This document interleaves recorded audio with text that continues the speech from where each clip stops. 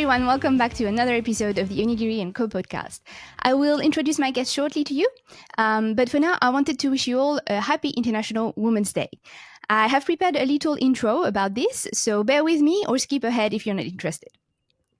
International Women's Day was something I wanted to mention in this week's episode because I am aware that in this day and age, a lot of people think it's not needed. Which is great. If you think this way, if you think it's not needed, it probably means that in your day-to-day life, you are fully inclusive of the people around you, regardless of their gender. And in fact, I really hope that in the future, International Women's Day will never be needed anymore. You know, in a perfect world, this would not be needed. But I still think it is needed, though, at the moment. And I'm about to tell you a little story about this podcast, which I've written on the side of my screen. So if you see me looking that way, that's what I'm doing. So here we go. 4 years ago, when I started this podcast, Lexi and I recorded a pilot episode called Social Media, a Cruel or Great Place to Be, as an FPV pilot. And I was happy, you know, it was the start of a new project. I felt like it was what I wanted to do in FPV at the time. And I was proud of it, of the first one, you know, that we recorded together. So I ended up sharing it on said social media. I copied and pasted the link. I went to Facebook. I wrote a quick post that was like something like, hey, if you want to give a go to a new FPV podcast, Mayon Hai and I just recorded our first episode together. One of the first comments, I can't remember if it was the first comment or one of the first comments I got on Facebook when I shared that. And, you know, it's Facebook, so you understand. But it said something like, oh my God, Mr. Steele is so cute. And, you know, I think it was typed in that way, you know, the mix of capital letters and lowercase letters, like, you know, the typical whinging written style. I don't know how to explain it, but I think you know what I mean. So when I first read it, my brain didn't compute. I was like, is this dude commenting about another post? Like, he thinks, like, I don't know, does he know how to use Facebook? I was like, I don't understand. And then it took me a minute and I was like, oh, I thought he thinks that because Lexi and I are women, that's the type of topics we would talk on the podcast. Like, talking about how cute the male pilots are. And I was like, what the heck? It was almost absurd. So once the moment of surprise, even like perplexity in that case had passed on my end, I thought, oh, well, cool, like awesome. This is one more reason to do my podcast. This will show that women don't think like what this exact dude we think, you know, or we do.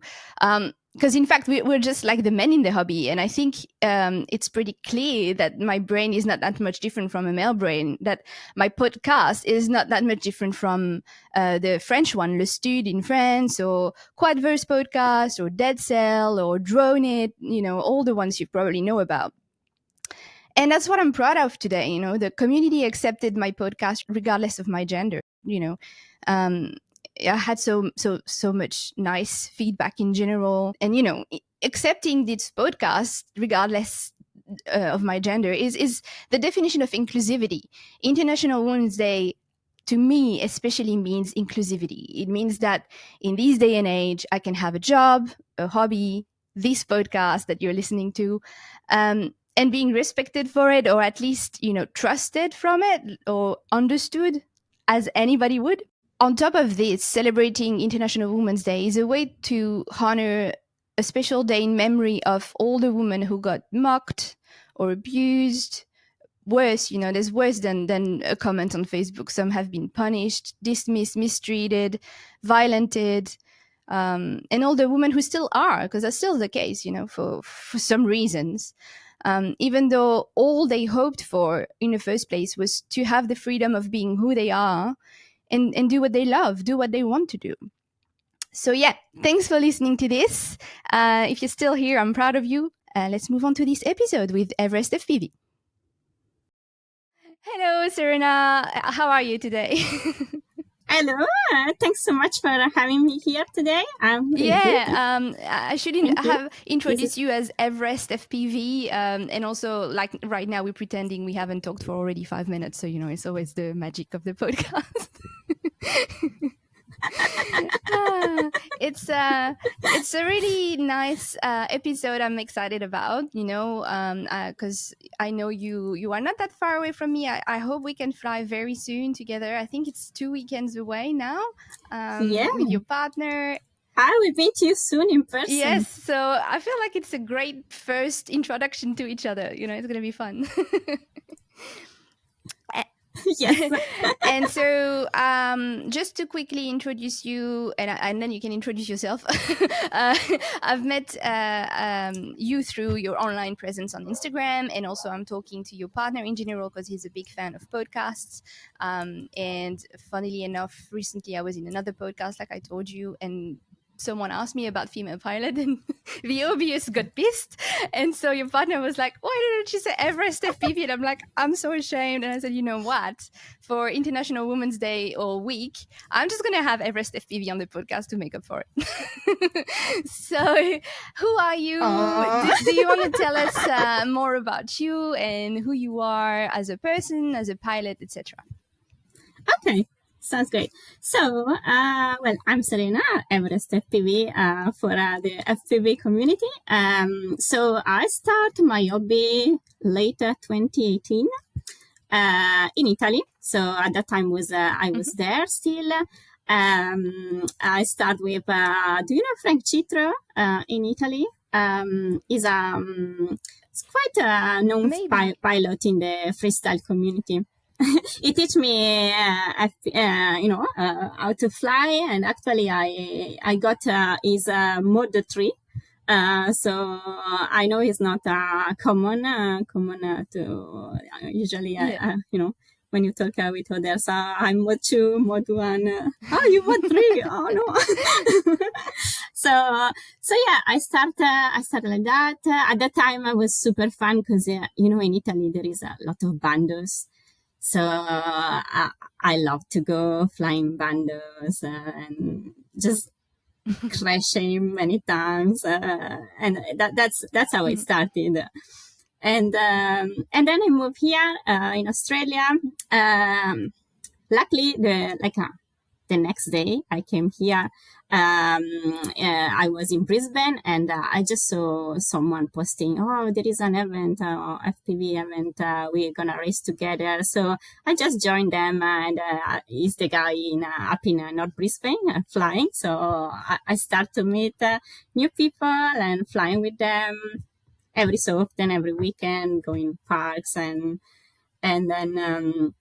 And then later, I was in March 2019.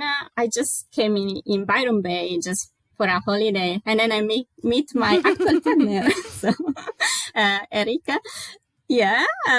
So we've been best friends since then, and going out flying with other pilots, and we are a good gang, and we're going every weekends, and yeah. We are having a lot of fun. Awesome. So that's how it started. Yeah. So I can tell that you're always flying, and even when you don't share something, your partner shares stuff on Instagram on your behalf. So I'm impressed. You fly a lot. What? Because there's a lack of bando in Australia, we have to acknowledge it. I have two questions. My first one: do you still find some bandos? And when you don't, what do you prefer? What do you like doing? Okay, so it's super hard to find bandos. Yeah, there was one in Gold Coast. I think you flew there in the past with Overflow and yes, a few people. So that was super fun. But I think now, I don't know. Someone told me that is shut or like. So yes, since then I couldn't find any bandos. I'm always looking for bandos, because. So right now, what I like more is flying away, like a long range. What is thrilling me so much is the distance. Be able to go up into the mountain and start shaking, feeling my fingers going like that. Because, you try to trust your gear, but always something happen, and yeah. The farther I go, the farther I got this feeling, that the adrenaline going up. So. Wow, I am impressed. That's what you like, because I have never tried long range because I'm actually scared of it, and I'm like, I don't know if I could handle the pressure of not hearing the quad anymore, almost, and everything like that. Yeah, that's also scaring me, but is the fact that it's scaring that is engaging me more, because it's a lot of emotion, a lot of adrenaline going just in one flight. So that's that's pretty cool. Yeah. And also I had go on, keep going. It's interesting. No, the fact is, because I actually lost a drone up in the mountain. So Oh, wow. since then, this feeling is even more and more accentuated, because I have this bad memory. Fair enough. Yeah. Speaking of your drones and the one you lost, what's your setup? Do you want to talk a little bit about what's on your drone and what you chose for long range, and do you fly the same for long range and freestyle? Yeah. So last year I just had one drone flying everywhere, but since then. Now I got I got 1 5-inch that I use for freestyle, and that's my favorite one. And actually is in in maintenance since yesterday. Yeah, because I burn the flight controller. So oh no, well, that's my favorite one. This is my favorite. Then it's been a few months. I built I got to the 5.5-inch for the long range, so I just used that one because I'm bashing these too much, and the more I crash, the less I trust to go far away.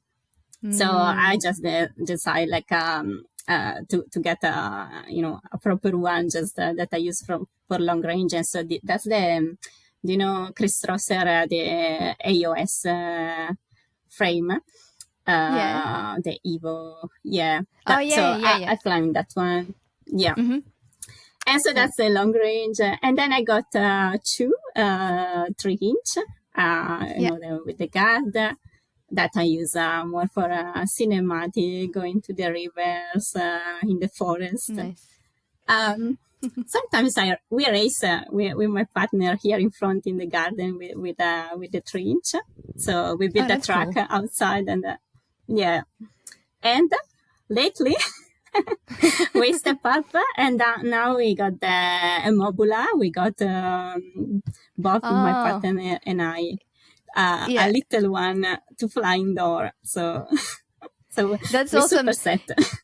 He told me about that, after, he usually comes back to me in the DMs after an episode to give me some feedback, which now has become important to me. I'm like, I have to make sure he likes it. And he told me, oh my God, yesterday, Serena and I, we did something so cool. We finally got Mobula, and so you've set up a racetrack in your house. Did you have LEDs and these kind of things as well? Yeah, so we set every so often we set up the track. Is always different. So we put lights on.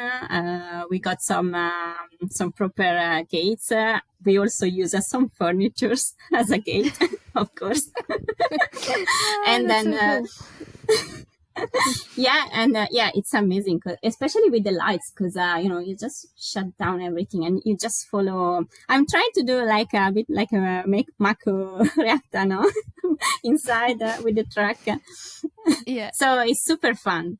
Yeah, and it's super fun racing each other. And the only thing with the Mobula is that you can't really record a good footage, because we fly in analog, so it's. It's what it is. Yeah, it is what it is. But we know that, when I used to work at a hobby store, we we organized racing through the hobby store of little drones, and obviously it was Yeah. all analog. And but when we were making little edits about it, that's okay. Like people would give their goggles SD card, and it's so fun. And everybody would like sometimes they would hate the gate, and you just put funny music on it. It's a different style. You're not there to be epic. It's just more like silly and fun, and everybody's laughing. So it's the Yeah, best. it's super fun. Yeah, and Yeah. also somehow when you race, you get into it like in the track that you feel like you just I don't know, like a meditation. Sometimes you just go for it, and Yeah. the more you do, the more you're inside the track. Yeah. So that's super cool. It's a super cool feeling. And do you find it nice to have that kind of possibility to have another pilot with you all the time? Do you think it's a great advantage as a pilot to share that with literally your partner? Yeah, sure. I mean, like other, it's like challenging. Like now, Yeah. we challenge each other, and as well, right now we have another friend that is so as flying the Mobula, and he's got the Mobula as well. So Danny is joining us, and we're starting to building our little racing locally. So That's that's really awesome. cool. Yeah. Uh, yeah, that's great. You guys are so invested in your passion in the hobby. Every time I'm impressed. You're always flying somewhere. You're always on a trip to go fly somewhere, and I'm like, you guys have so much energy. But I wonder. That's why I asked. Because you're a couple, and I feel like sometimes. Do you ever get one of you is not motivated but the other one is, so you end up going together, or are you always like both of you 200% motivated, because you look always motivated? Yeah, we're quite in sync. Yeah. So for me, it's more like a bit be able to be in the nature, and as well do things with the nature. Interact. So for me, flying is just a way to escape from the reality, but as well playing with I love to stay in nature. So Mhm. so for me, going flying is yes, let's go.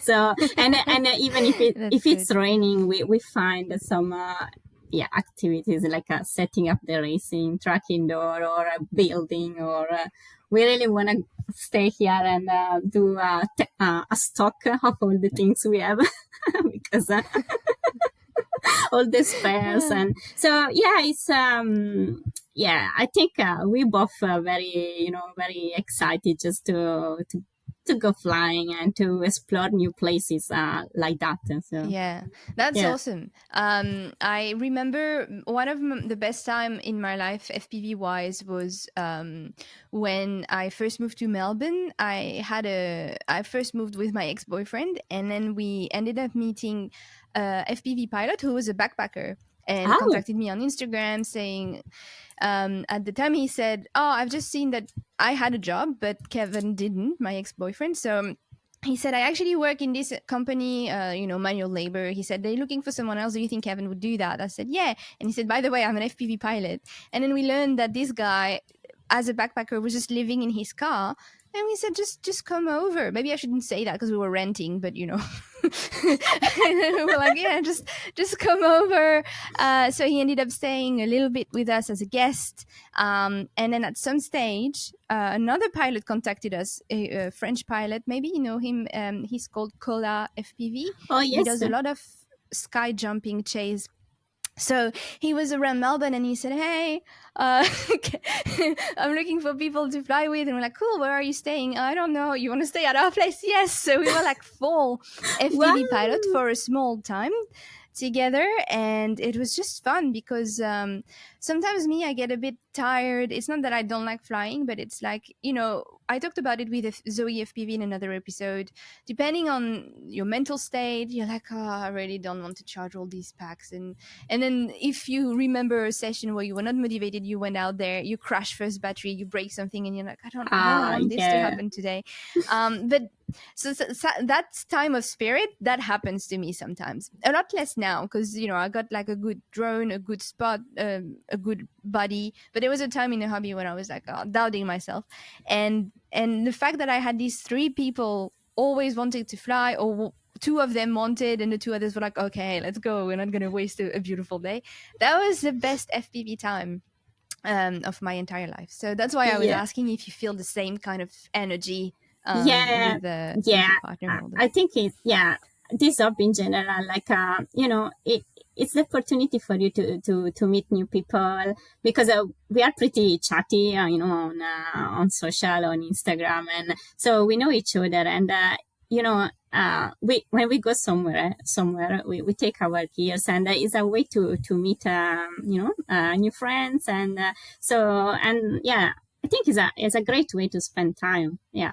So Yeah, that's very important, and we also help each other a lot. So that kind of motivation and energy and yeah, excitement for this hobby. Yeah, everything is super beautiful. that's good. Yeah. Well, the motivation for me is usually something hard. And also, I like doing 100,000 things on the side of FPV. But this one, I haven't touched it Oh, since last weekend, I think, because I'm just changing my Kiss FC to Kiss FC Ultra. okay. And so all I've done so far is getting rid of the parts I didn't need anymore, flashing the new firmware, and then it's been Mhm. like here, and I'm like, I should start wiring it. And because I'm on my own, sometimes I'm like, I can do this tomorrow. And like I told you before we started recording, sometimes I expect having rest days, and then it gets changed last minute with work. Yeah, So it's very easy to break my motivation as well with not having a consistent routine. But hopefully this one will be ready when you come to Melbourne. Otherwise, I can't fly because fantastic. that's my only drone. So it It has to will be. be. It will be for Yeah, sure. you Yeah. guys are currently my motivation through your content and through your travel. I'm like, shit, it needs to be ready on time. So, yes. You have to be ready. Yeah, yes. Yeah, that's awesome. So when you will come, actually, we used to have a bando, but unfortunately, it's been a little bit same. I think there's been crimes there, not necessarily people getting killed, maybe, I don't know. But definitely crime. So they fenced everything, and I think they're gonna destroy it. So unfortunately, we won't be able to go to this one.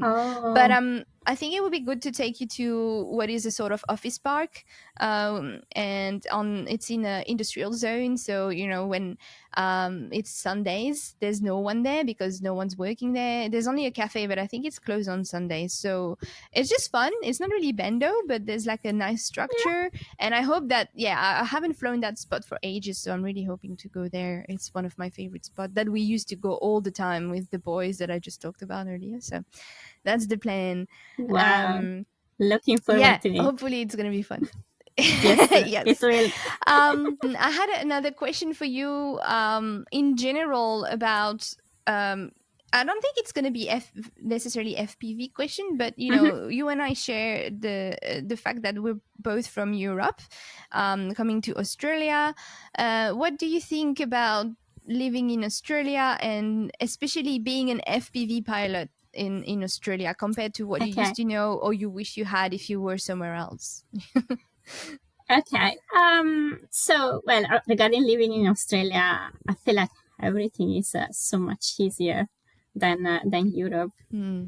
Really, as soon as you get out of the door, everything's come together like super Yeah. easy, and yeah, it's a great country, and also yeah, people, yeah, super, Yeah. super friendly. So yeah, I'm feeling really at home. As a pilot, yeah, I feel like the community is a bit spread out. Feel like probably comparing to Italy, not that there are no rule in Italy, but it's easier to break the rule. So my memories is having so much fun flying in a spot that I couldn't normally fly here because obviously we can't really fly buildings or so trying to stay away from people and so on. So yeah, I feel like that from my personal experience, I had like a good bando time, as I mentioned before in Italy, and here is more, the hobby is more in the nature and flying amazing places, and so that's also anyway. So it is a different, obviously the distance as well is if I want to fly with you, obviously it's not a weekend thing. Yes, totally. It's so everything is a bit harder just to meet new pilots. This is very true. But so true. And like I'm glad we're actually meeting each other. We've been talking a little bit anyway for a few months. But there's someone else that I'm supposed to go visit. And it's Ken Worth it, who does a lot of, but he's like 7 or 8 hours drive from me or something like this, if not more. And I've met him in real life, but at the time it was not a good day for flying. I don't know if my fleet was ready, and I was like, no, it's not happening. So we met, but we didn't fly, and I'm meant to go his way. But I totally agree with everything he said. The distance, the fact that the rules are hard. And that brings me to a little thing I wanted to tell you, because I know Trilly FPV from the past. Yes, and so recently on her Instagram, she shared a sort of medium longish range video. I think it's probably medium, where she's flying around a castle or something. And people were like, "Oh my god, what a location!" And I was like, "Yeah, well, that's definitely Europe." Exactly. When I see all these amazing videos in Europe, I say, okay, well, I'm super jealous, but really is a bit different. Yeah, it's such a shame.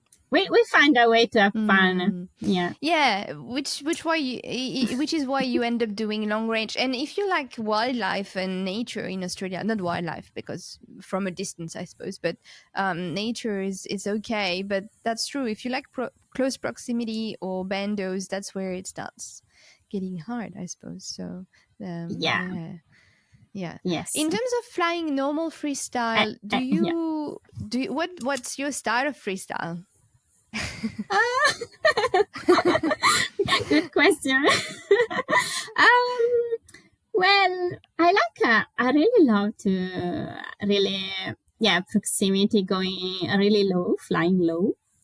And I'm not really like the best at doing tricks or things like I'm starting like introducing few tricks in my flights, but sometimes I just like to jumping from a tree to another, power loop, so flip between things. So it's more like how I go, so like but really naturally flying. So but I really like staying low, go fast and low, and so I don't know what's the style about. No, I think I get what you mean. It's do you like because it's funny, this morning I was on a Facebook group and reading posts, and someone was like, why do people put GoPros on their drones? And that's when I remember that there's a bit two type of pilots in our community. There's the ones who fly and never watch anything again, and there's people who record and then watch everything for the memories.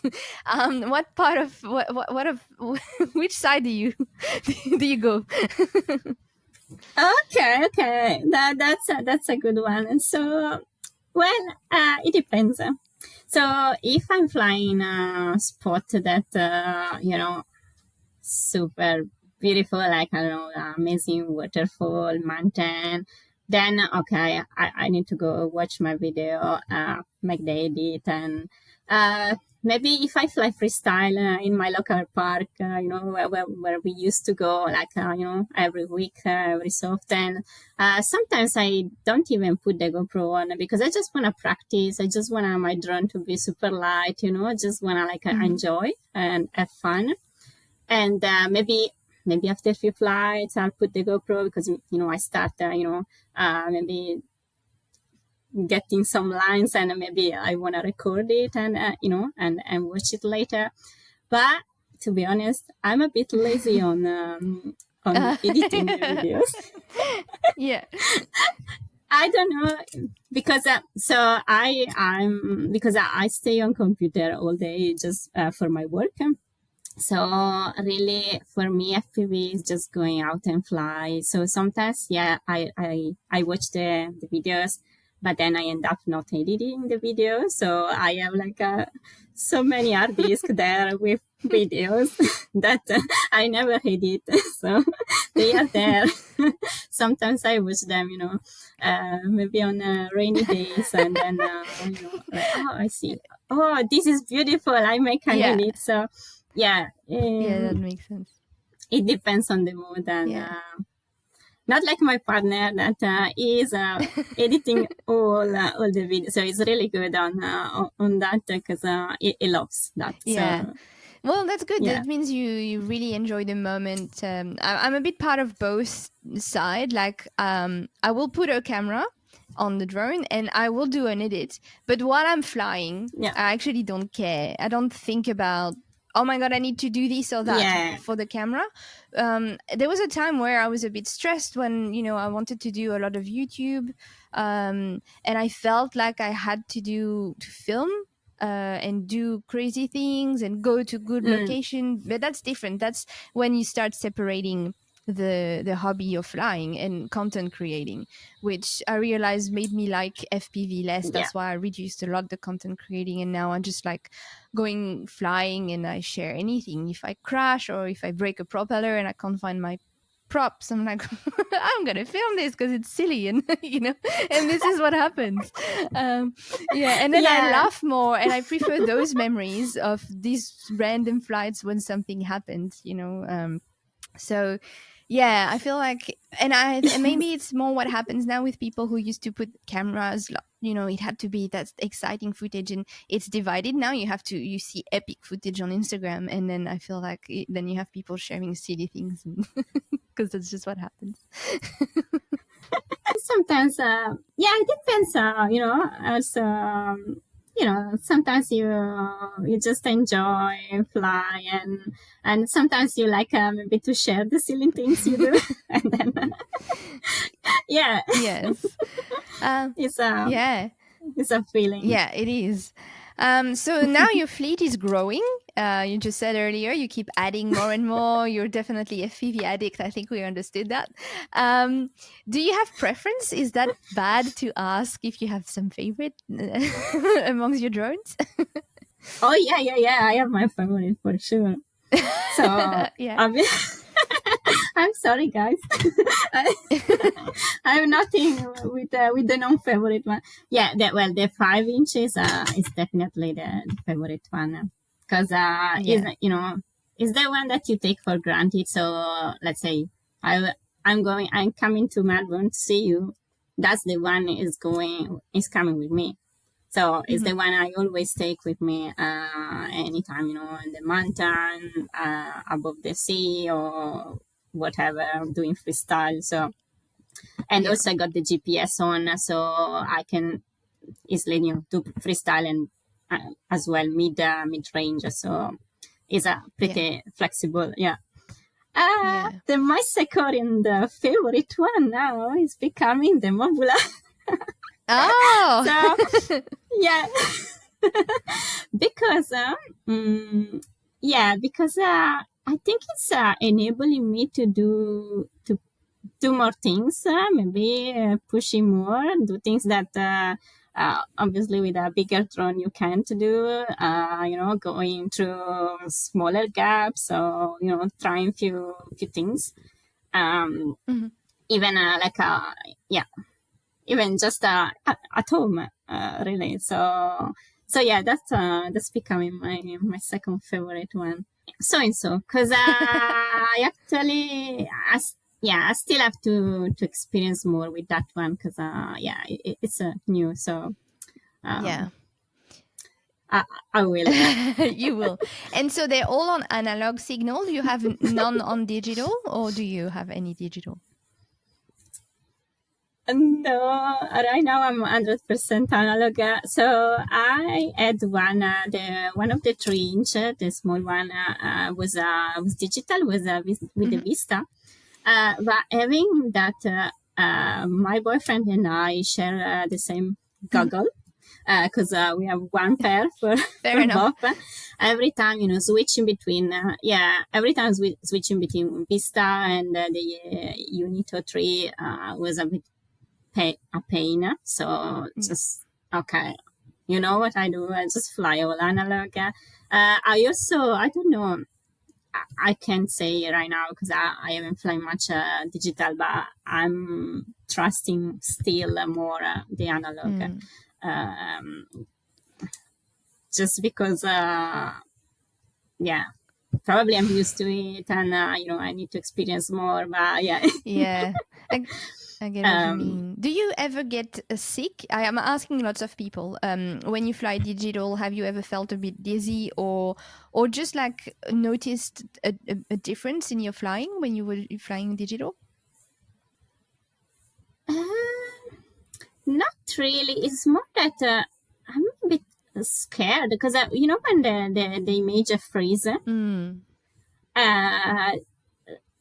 one, it make me, with the analog, if you don't have a reception, at least you still have some video, bad video, but you still have some grayish kind of image coming through. Yeah.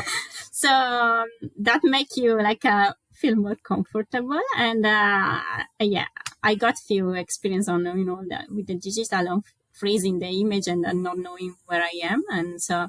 Yeah, it's more that. Yeah. And I was only asking because some people said that, digital sometimes for signal penetration and things like that is a bit better when you go far from you or something like that. And so I was like, oh, maybe, your long range is different. Or do you have special antennas for your long range on analog, like that you have to swap? Or just the TBS, the long one. Yes. Yeah. Not really special, no. Nothing crazy with like a ground station and, and a relay. And I saw some people with the big antenna on the goggle. Yes. I think Trilly got one. Oh, really? One of those big, yeah. She always seems to have all the things. Every time I open Instagram, she's opening something new, and I'm like, Jesus, how much equipment do you have? She's so prepared. Yeah, she's always trying new things, and yeah. Yes, she's the other day I saw her with a super big battery. I said, what are you doing with this battery? I saw that as well. I'm like, geez, you can take off a rocket with that. I will try to have her on the podcast as well, if she's comfortable. So yeah, we'll see. Yeah, it would be cool, especially if I tell her that you've been on here. I'm just chatting now. I'm just like curious to learn about you, and if people listen, like, good. What plans, like, do you have anything that you're looking forward to this year? Or I remember I used to be excited for special FPV trips, or for new parts, or for an upgrade. Is there anything like this that's happening to you soon?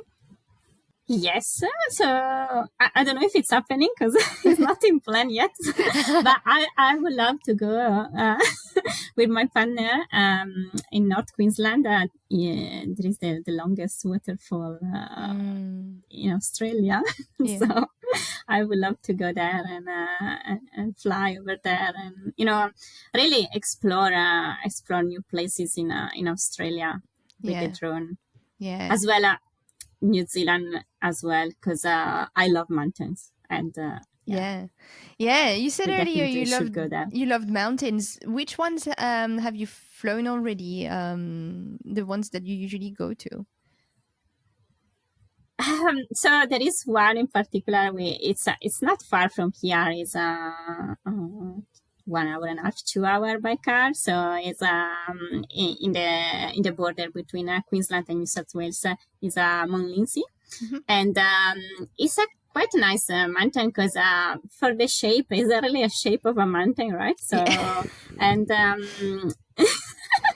it's like there is nothing around, and you see this mount coming, and it's like 1,500 meter high. So it's it's quite it's like a good nice nice cruising, and nice there are some rocks as well. So it's if you see the mount also is unreachable, so you can't really hike and go up there and recover the drone you lost. Maybe. Because it's it's super chill, and sometimes there are clouds around the mountain, and it becomes very, very tricky to to fly in there, and it's just exciting because we go there and there is no one, and we just camp, we just enjoying the time, overall, and see the stars, and fly the drone in the morning, and that sounds beautiful. nice. And people are like, why is she asking about mountains? Because what you have to know, if you're from Europe or America, Australia can be really flat. So I got excited when you said mountains, because people are like, why is she asking about mountains from me? But it's hard to find a 1,500 meters, thing, isn't it? It's super hard. It's like a bando.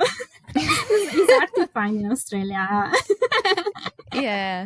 So we get pretty excited when we find any kind of mountain around, and easy to reach as well in the weekend. So we get excited when we find pretty much anything in Australia, because I don't know about you, talking about locations, it's actually hard because we don't have bandos.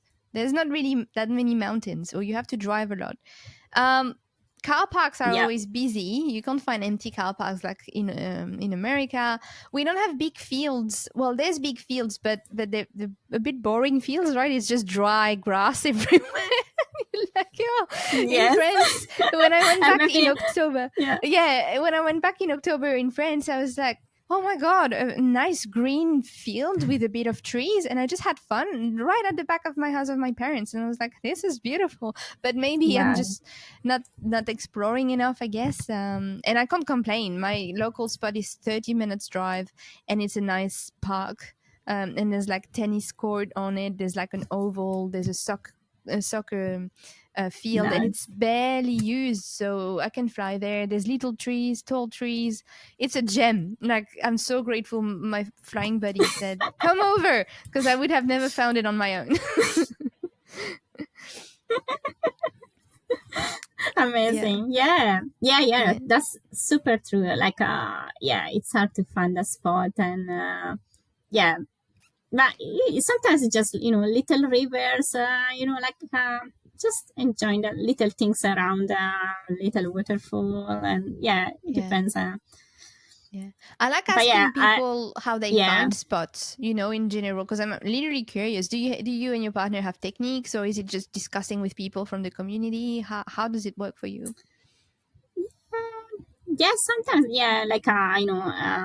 we have friends flying, so we go, we go fly together. So sometimes, maybe someone know a new spot, and let's go there, or let's aim to go there.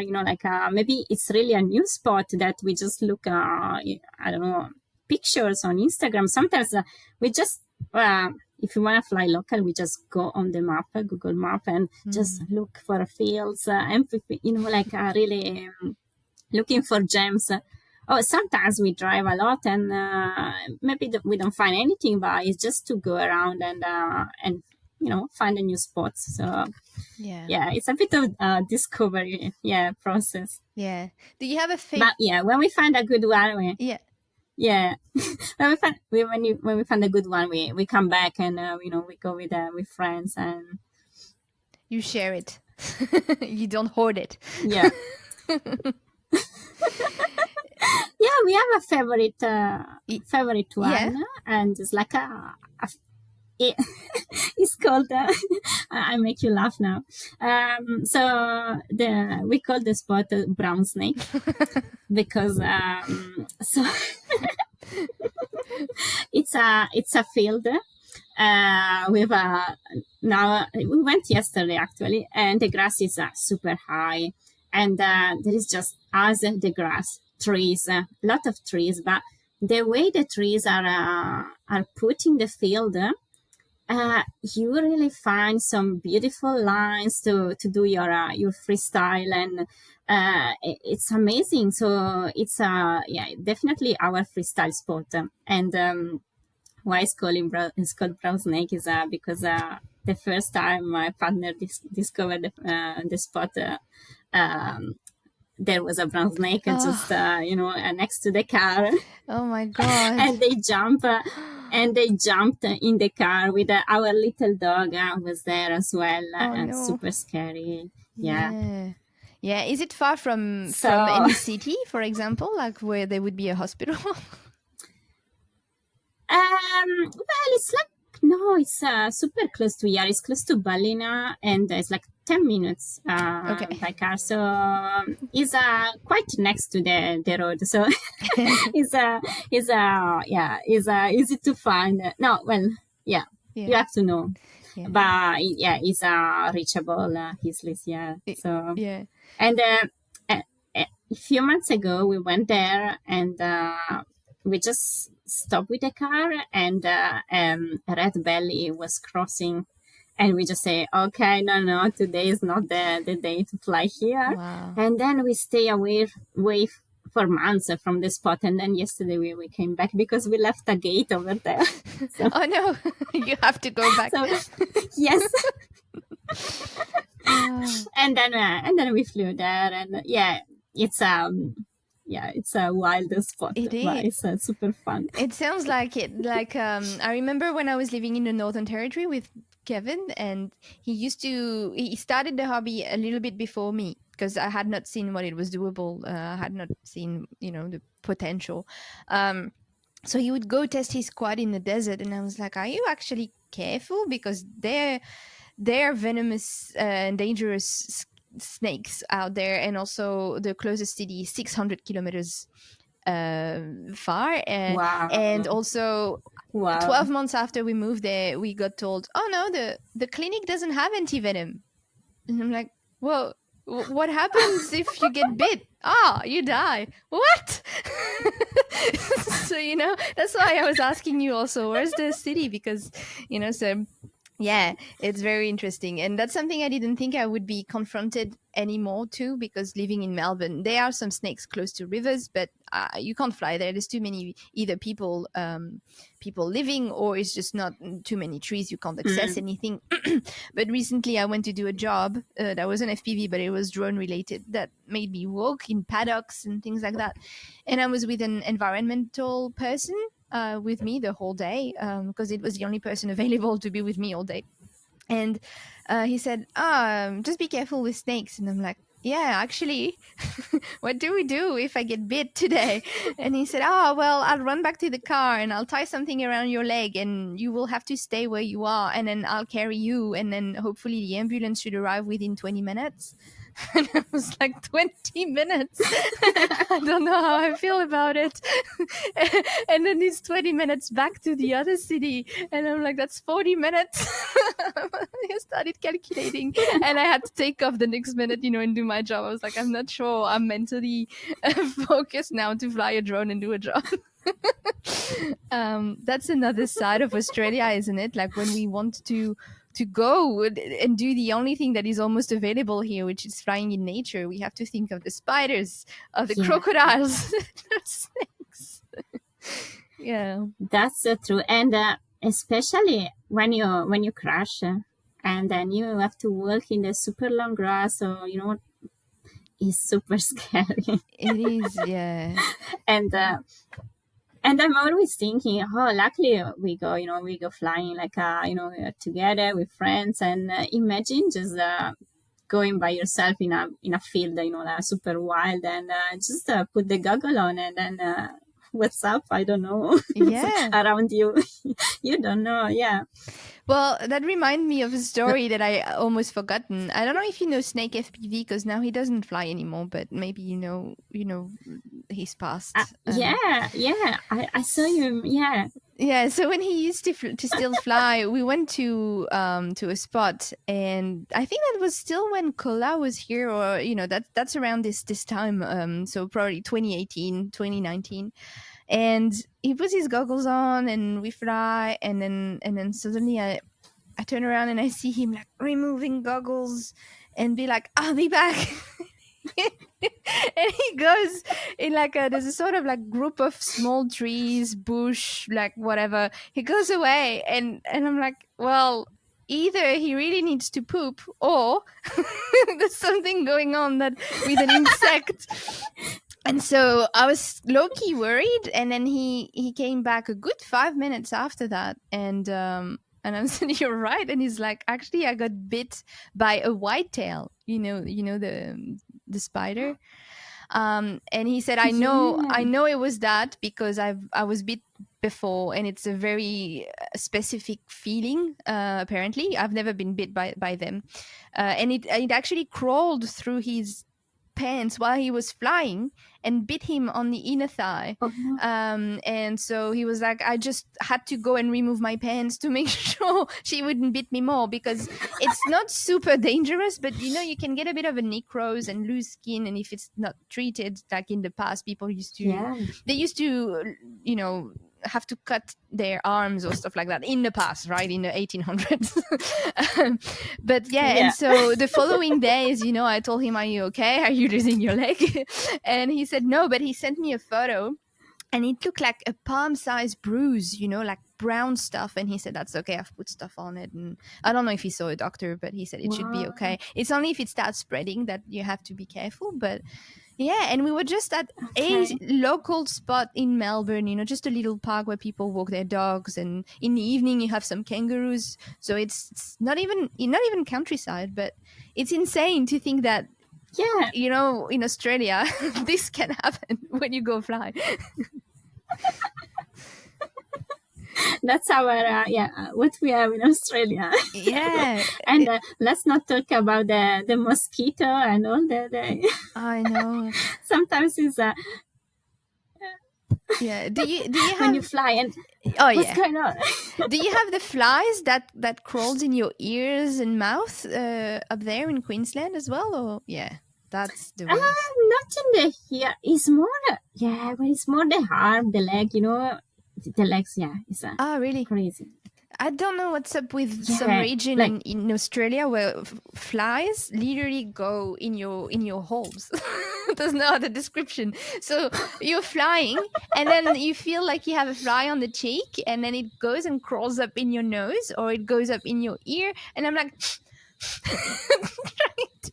and then the drone sort of like starts shaking as well, because I don't know what to do, and it's just the worst, like especially summer when it's humid.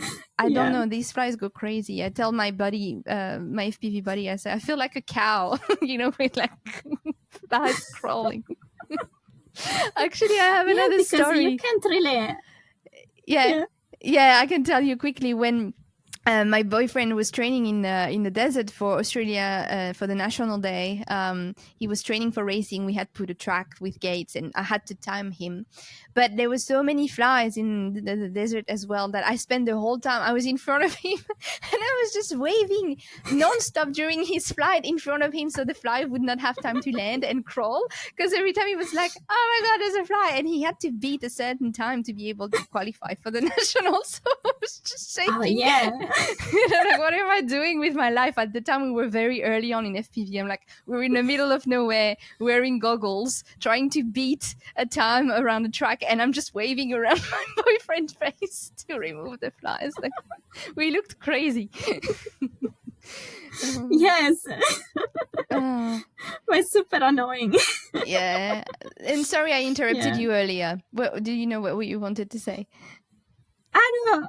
No, good, good. It was all good. Yeah. Okay.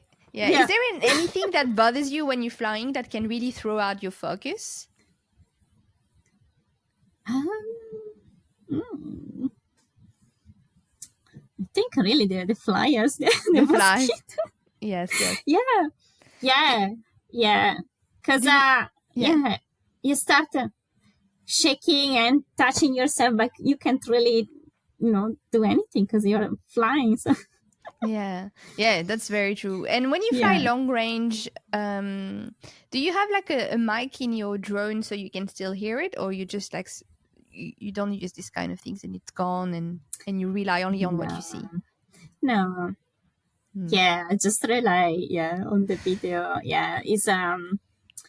Yeah. I didn't think to put a mic on. Yeah, that's a good idea. Yeah, I think Yeah. you can think about it. I know it helps some people sometimes, because if you're that far, you really don't want like a fly crawling on your leg when it's happening.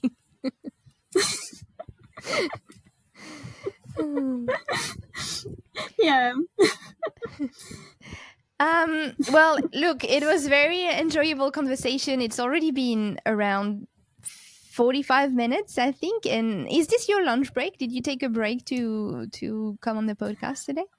Well, so not really. I'm working from home, so we're pretty flexible. So yeah, Okay. I just say, okay, well, I will be away for an hour or so. I will be back.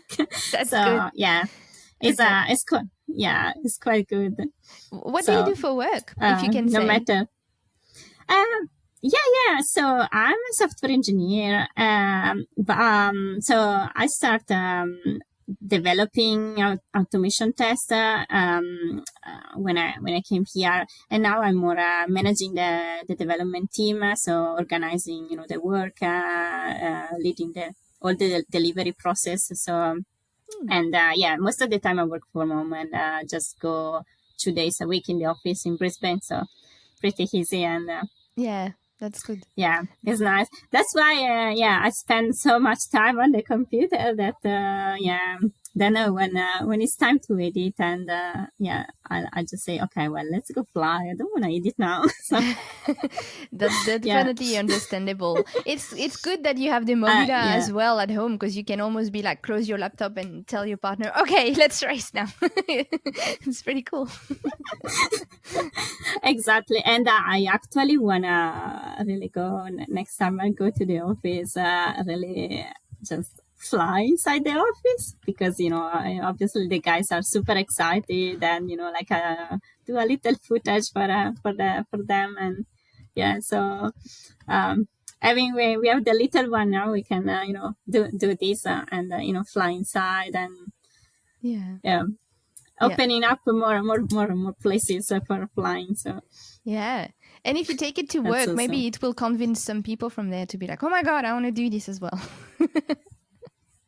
Yeah, they actually super interested and, like, yeah, I would love to show them really, they take a second pair of goggle and show them how it looks like, how it feels like, and actually we now ordered like a screen, a screen like that. That was actually in a Joshua Bardwell video, and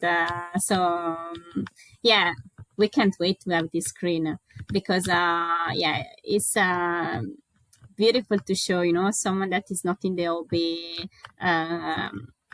Well, just Yeah. was the feeling, and like maybe someone else will start the Yeah. hobby, and Yeah. so yeah, You never know. it's yeah, exactly. Most of the people Cool. start like that, right? Yeah. That's so true. Can I ask actually, I forgot to ask you exactly how you started hearing about drones and all of this. How did that happen? Yeah, so actually, In Italy, so I was working. We were working. Frank Citro was working with me, and we were like um, in the desk next to each other. And he was working in a project for a company, building a super big drone, like a I don't know, it's like a 10-inch. And actually was to take some measurement for the construction sites. And so it was building this big drone.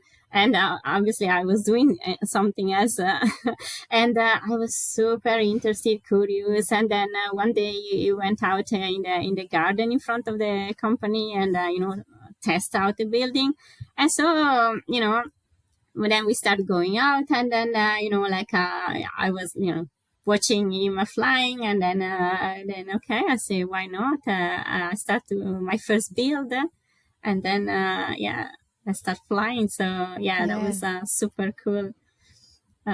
Super nice feeling. That's cool. And I often hear people saying, "Oh, women start flying because of men," but I'm like, men start flying because of men. So now I have a question for you: have you ever made anyone want to fly, or at least be like, "Oh, that's actually cool," and they got interested even if they didn't fly after that? So well. I met like a few people, but they were already a bit into the hobby. So I think in general, all the friends that I show them, how it looks like. They say, "Oh, so super cool, super cool." But then, it's obviously there is a cost on starting the hobby, and some people start with the simulator, and so I think it's a good thing to show people around what we are able to do, and more people starting the hobby just by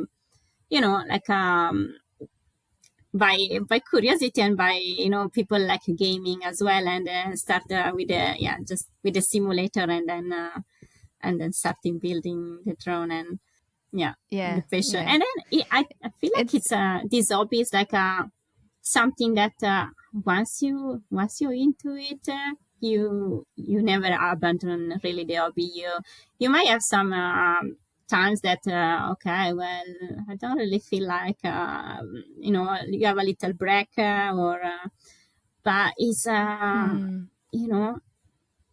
something that never leave you. And that's beautiful. That's so true. That's so true. And just the noise of drones taking off when it's been a while that I haven't flown, and I go and I hear my friend taking off, or I take off, and I'm like, yes, yes. That's the thing. It's like a drag. It's like a, and lately I've been starting dreaming that I'm flying. Ooh. I'm flying the drone, or I'm flying different shapes of the different shapes. Like the other day, I was flying. I was flying like a drone that was looking like a ball with all the props around. I don't even know how I managed to fly this, but I was flying. So. That's so cool. So starting like dreaming on flying. So really into it. Maybe it's your sign of starting soccer drone. I think. Have you heard about that? I'm not super well versed into that, but Mako Reactor is a lot more better at this. And they're creating this ball of drones, and people play soccer ball or whatever. Maybe that's a sign for you to get into that. Maybe. That's awesome. That's awesome. That's really cool. Like, I've never heard anyone telling me they dreamed about FPV. Like, you're the first person that I meet and I talk to in real life, like telling me I'm starting to dream about FPV, especially if weird shaped drone. I love that. You have great imagination. Yes. I start dreaming, and then often remember what happened, and then I'll tell my partner, oh, you know, I dream about this, about this. That was super cool. It sounds cool. Maybe that's your next challenge. You Yeah. try to recreate the drones you dream about in real life and see if they can fly. Love it. Yeah, that was well, it's amazing. Yeah. Well, Serena, thanks so much for coming today. I'm really glad we did this quite, Thank chill you. episode. I'm glad to talk to another woman in this hobby, but also Australia-based person and with a European background. It's very rare to find all of this in someone. Exactly. So That's so true. yeah, so I had a great time. And Yeah. me too, You me too. And I'm really looking forward to meet you in person and fly with you, and yeah, have a really good time. Same. And every time you say that, I look at my drone that needs wiring, and I'm like, I need to finish it. The pressure Pushing you. pushing me.